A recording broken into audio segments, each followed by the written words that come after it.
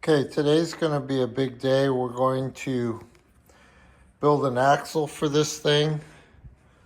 The bearings in this axle you can no longer get, so we're going to just upgrade everything.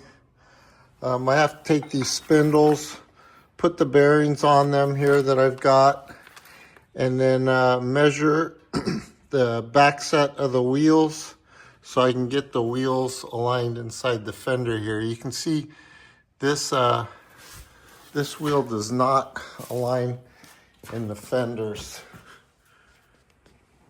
You can see it doesn't align in the fenders, and we're going to fix all that today. So I got the bearings here. These go down in here like this and they spin. This one goes on the inside here like that. And then this will sit on top of there, and we got to put one of these jam nuts on there. So let's do that.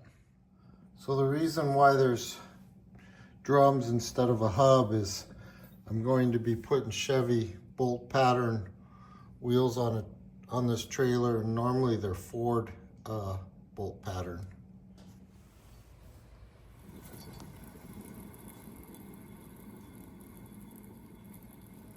Any of you guys remember in school thinking, what do I need to learn math for?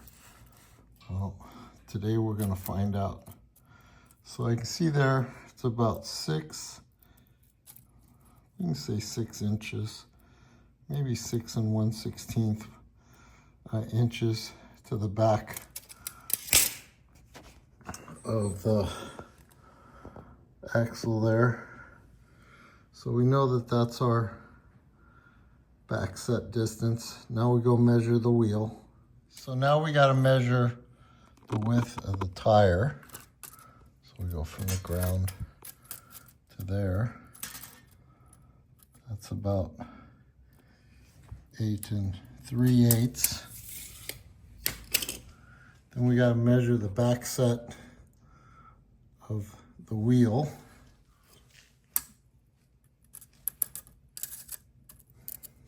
So that's a 4-inch back set. So the last thing we need to see is what this length is there. That's 2 5/8, because that's going to go into our square tubing.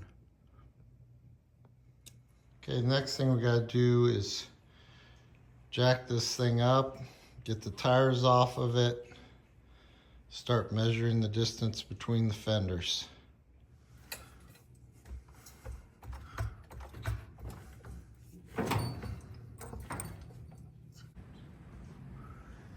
So here's the old axle. So we're gonna have to make a perch like this. Safety alert, always use a backup jack stand or something like that when you're crawling underneath a vehicle or anything that's jacked up. So I got to measure all this, draw this in the CAD, take it over to the plasma cutter. Then we're going to measure the distance between the fenders here. Okay, so I've been working on this for a couple days. I got the other side all apart. But this is the top piece that goes on there. These things here were a total nightmare to get undone because so many threads and so much rust on there. Anyway, the next thing was there's a bolt that goes through here. And this bolt spins, so you have to cut that off with a grinder, which is a pain. Anyway, this is turning out to be a lot bigger job than I thought. Anyways, you can see it's got a curved axle in it.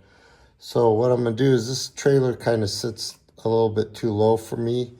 So I'm gonna make some spring perches to sit on the bottom side, have a straight axle, have the axle, instead of being on top, be down below. So I've got that all figured out. Just got to draw that in the CAD right now. and I'll show you how that goes. Okay, so there it is. Finally got it out of there. Yeesh. What a job that was. Holy moly. Okay, let's stay after it.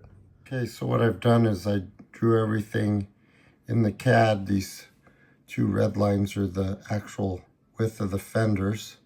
So I drew the center line of the fenders, then the offset for the spindles, for the axles to go on, and then how far they go into the rectangle tube.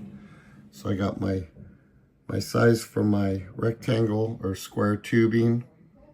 Yeah, so let's go ahead and start cutting some metal. Well, today we're making spring perches. So we're gonna make made this out of a bunch of parts that look like that. Cut them on the plasma cutter.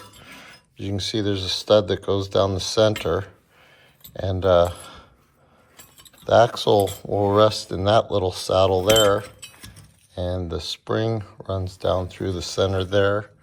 So you can see that stud goes up through the springs for centering it. And we got the groove for the spring to go down through, and the axle will run down through there. So let's stay tuned for part 2. We'll get this finished up. We gotta paint all this stuff in here. It's all nasty under here still. And yeah, let's stay after it.